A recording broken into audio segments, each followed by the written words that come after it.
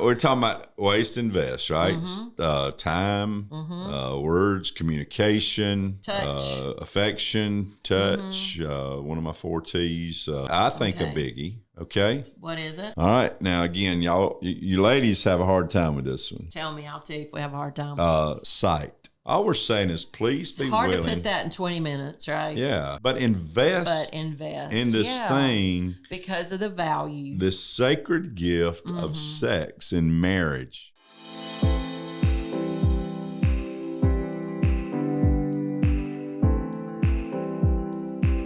Your home, it matters.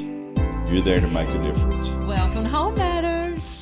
We are glad that you joined us today. We always encourage feedback out there. I would say that I hope something has been said, maybe to encourage you to strengthen you in your home, in your family life, your marriage, all of that. That's our goal. We just we're just thankful for what? Ooh, I'm trying to talk too fast. For what God's done in our life, in our home, our marriage. We know that without Him, we would not be where we are today, which is almost 40 years of marriage in just a few months. So we just know what God's done for us. And here's the good news. He'll do the same thing for you. I was talking with a young couple earlier, and I'm like, hey, don't ever think, all right, this is it. This is the thing that's going to, break us down, break us up, crush us. Just know, man, there might be some crushing along the way, but that could be a good thing, right? If we grow from it. But just know that you can make it. I mean, 39 plus years, 4 kids, all of them married, in-laws, 9 grandbabies later. I mean, God is good. He's blessed our life. Hadn't always been easy. But that's just because that is because we're very special people. You think? Yeah, we're really special. I think not. Yeah. So we're human beings just like you are, and tons of again, mistakes, but listen, if He'll grace us and give us strength, then He'll do it for anybody. He will. I think you have to be attentive, though. Have to be you have to be attentive, intentional, and all of that. Mm-hmm. And today we're gonna talk about being intentional about what? You say it. I'm not saying it. Sex. Okay. Spit again. Is this going? I know. What is going on over there? Need a bip. This might be a PG, so I don't know. Yeah, we're talking about. We're going to talk about the title. Will be sacred sex and sacred sex. Those two words go together. Yeah, they really. I think we probably have a hard time in our paradigm, our thinking, sometime to think of those two words together. But I think if you look at it from a biblical place, I think that's the only. I think that's the only type of sex that really would be God honoring or would be God honoring. Well, I mean, sacred. That means out of the ordinary, right? Apart from the ordinary, kind of set apart. It's different. Yeah, and that part of our life should be set apart for God. I mean, we've said it over and over. Many of you have heard us over and over. God puts such a high premium on that part of your life. Is to be shared with one person in God's original design and plan. We always say if he thought it that important, then that premium of saying this is something that's valued and cherished. It is sacred. This relationship. And we try to, I know we've skipped several podcasts where we haven't addressed romance, intimacy, the sexual relationship. We try to do that on a regular because we think it's so important to make sure that truth is being said or spoken to. That's right. When it comes to sexuality, being said about it, right? Yeah, it's you've heard us say this too. The church is often quiet. Yeah, tons being said about it. And where the pulpit is silent, the people suffer. Yeah, I told some of my pastor friends that a few days ago. I said, look, you better realize if you don't start addressing this issue, if you don't start speaking truth about sexuality. Yeah. And we get so out of whack when it comes to some of the agendas out there and some of the deviants out there when it comes to sexuality. But the counter to that is to get it right, to realize that sexuality is a gift from God, and in that it is something that's very sacred, And when we begin to treat it that way, especially when it comes to union of marriage and what it's intended for, then in every way it becomes pure, sacred, right, righteous, all those words, holy. Yeah, God speaks to it. So He does. think we have to as well. And given in the right settings, not just in any setting, right? But the importance of our making sure that we got God's word on it. Right. I think. Yeah, and again, it's intended for marriage. Right. Sexuality is intended, our sexual desires, relationship. Yeah. The sexual relationship is intended for marriage. That is the purpose that that sex is held for marriage, and we're not going to get into any other lines of thinking there when it comes to sex, when it comes to masturbation or those kinds of things. There's a lot of different roads we could travel that, but we do understand the Bible makes it very clear. Hebrews 13, we refer to it all the time. The marriage bed is undefiled. It's pure. It's honorable. It's something that should be honored, and we should not find our lives looking for that in any other place than the marriage bed. So, again, I think that if God is saying it's something sacred, look, Paul says in 1 Corinthians 7, it says, because of sexual immorality, let every man have his wife. Right. And I always say it this way. I hear people say, well, you don't get married for sex. And I get where they're coming from most of the time. But at the same time, if you don't think sex is important in marriage, then you don't really believe what the Bible has to say about it. Paul speaks to it, doesn't he? He does. And we don't only see it in this one place, but Paul makes it very clear that you marry instead of burn.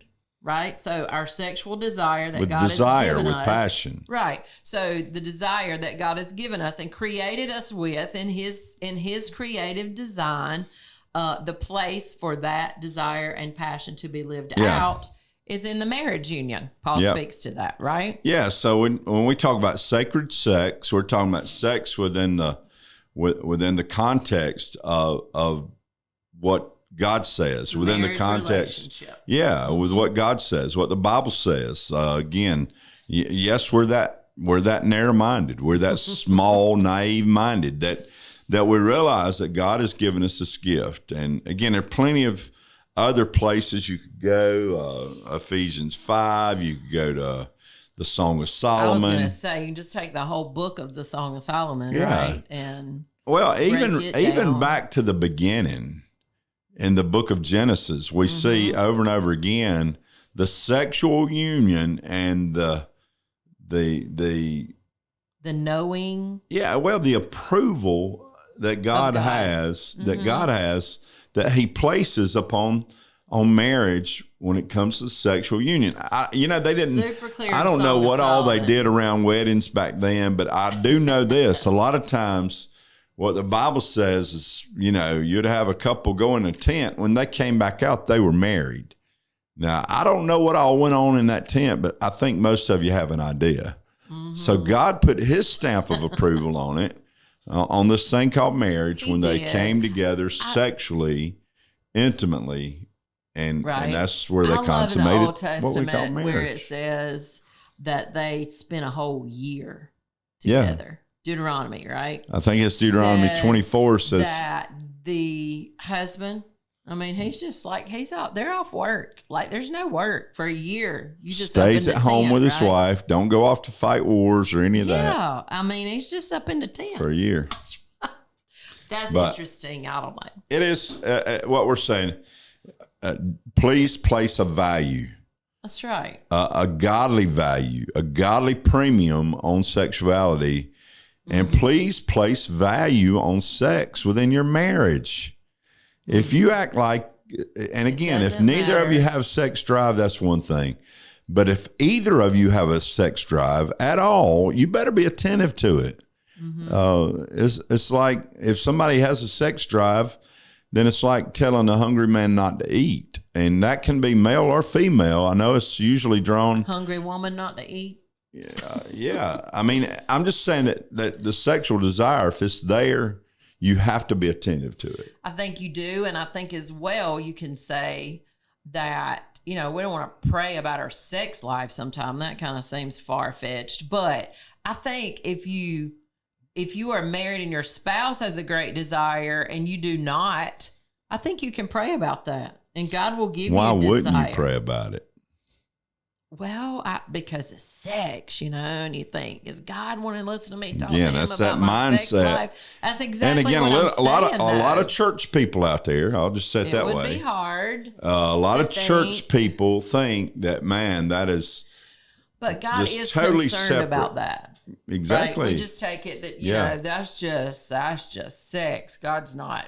I can't talk to God about that. He created you that way, right? So I think you can pray that way, that God, increase my desire, or do things that increase your desire. Yeah. I mean, one of those as simple as, the way you think.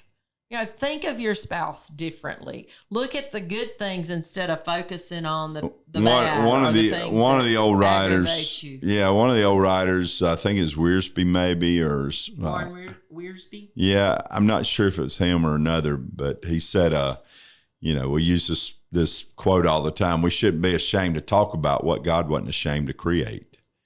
And I don't think that was him, but I can't remember who that was right now. I don't remember either, but again, it was a good writer. But again, I that thought, man, it's so true. Mm-hmm. And we shouldn't be ashamed to pray about it. That's right. Again, that is something that affects a couple, affects marriage. And we just want to encourage you to find a healthy, intimate, sexual relationship. Mm-hmm. We always say this: sex is the pinnacle. It is the high place of your intimate relationship.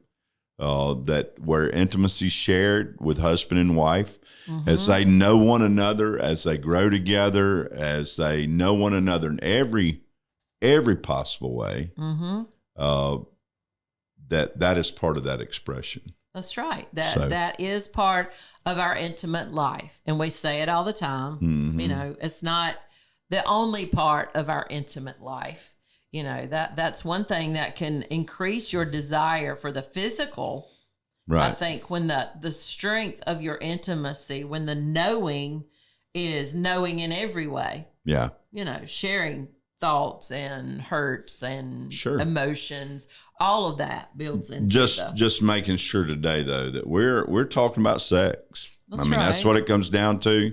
If you're ready to turn us off right now, that's fine. But we're talking about investing in our sexual relationship. That's Husbands and wives. So how do we do one that? Day, if you're going to be married, you want to know how to invest in your sexual relationship. Well, there's several thoughts with that. When you use the word investment, you're investing into your sexual relationship. When I think about investing, I think about money. Yeah. Yeah, and again, I'm sure a lot of people think about it that way. And maybe you can spend money to invest. Maybe you can spend money on a getaway, go away together. Yeah, that sounds and fun. Where are we going? Spend money. We're going somewhere. I don't know. There are other ways, maybe. Well, investment's not only money; it's time. Right. Invest your time. Invest your energy. I know, come on, let me talk to the mamas out there, or the young mamas, and guys, you too. You have a hard, long day at work. Mamas, you've been, working it all day, plus, maybe working outside of the home, and our energy, male, female alike, is, spent at the end of the day. The last thing you want to think about is the energy that it may take in the bedroom. Sure. Right? But if we invest that energy, right? If I save some energy for the end of the day. You think about investing, though. You're talking about pouring into something that you may not draw from in the moment. Right. So, again, it's the time that you take besides. We're talking about investing to the place, or investing to the gift of our sexuality as a married couple. So, again, it's a time that you take not just in intercourse. Again, that may be something that, hopefully takes That's part of it. Yeah. Hopefully it takes a little bit of time, but you led the thought. But listen, it's just a reality that again, if we're investing in something, then there will be a ROI. There will be a return on the investment. So again, we're saying, man, pour your time into it. What about this one? What about, I know, ladies, I know my wife, this is big for her. Words, our words, the way I communicate. Maybe not just verbally, but again, communication is 95% nonverbal. So that's the way you look at somebody, the way your body language. Tone is big. Tone is big. But your words. I think the beautiful picture of that is Song of Solomon. I mean, the way they talk to one another. I mean, they invested words, right? Compliments, affirmation, appreciation. All those were part that really you think, well, is that connected to my sex life? Absolutely. Sure. Yeah. I mean, especially, can I just speak for us women? Yeah, we're so tied in, I think, sometimes to those emotions and those words that, the negative words or the harsh words are very much a turn off. Think about it this way, our communication. What are we communicating? Are we communicating desire? Or are we communicating attraction? Yeah. Are we communicating, I mean, again, with women, men, it matters too. Does it matter to y'all? Yeah, man, it matters what is said. I know it does. For my wife to communicate her desire for me does something. That you look good. Yeah. That I'm attracted to you. Yeah. And she's again. So fine. Yeah. Is that what you're talking about? Yeah. Those things that are said. Yeah. All that's good. But again, it is, I think, that much more important even for women, that affirmation, the confidence. Yeah. That we communicate. Are we communicating through the day that you're an idiot, but I want to stack up with you? That's good. That the reality is we've not invested our words or what communicating. We're not investing that into our sexual relationship. Right. And there are ways you can do that. Second thing I think is affection, touch, a showing of affection, a showing of attraction, desire, love. Or not, right? I know that's physical touch. That's his love language. So he loves that. But I don't know that that's like 100% my love language. But to know that he wants to hold my hand or to feel his hand on my shoulder, just an expression, where, that we do give room for that affection. I always say it this way, more than likely, when you were dating or when you were getting ready for marriage, more than likely, you showed some affection then, right? And more than likely, the reason you married today, the reason you married. Now, everybody don't. I learned that through the years. That everybody they don't show affection. Yeah, they're just not real affectionate. I found out when women are, especially when women are not real affectionate and they're not touchy-feely kind, they don't want you all over them. If the husband's that way as well, then it kind of creates. Right. But again, I still believe you can show affection. Yeah, and I think there are different reasons, why maybe people come into marriage and don't accept affection. Yeah. It's been in the wrong way, but... Yeah, just so we're talking about ways to invest, right? Time, words, communication, touch, affection, touch. One of my 4 T's. And we're about out of time, but I think a biggie. Okay, what is it? All right, now again, you ladies have a hard time with this one.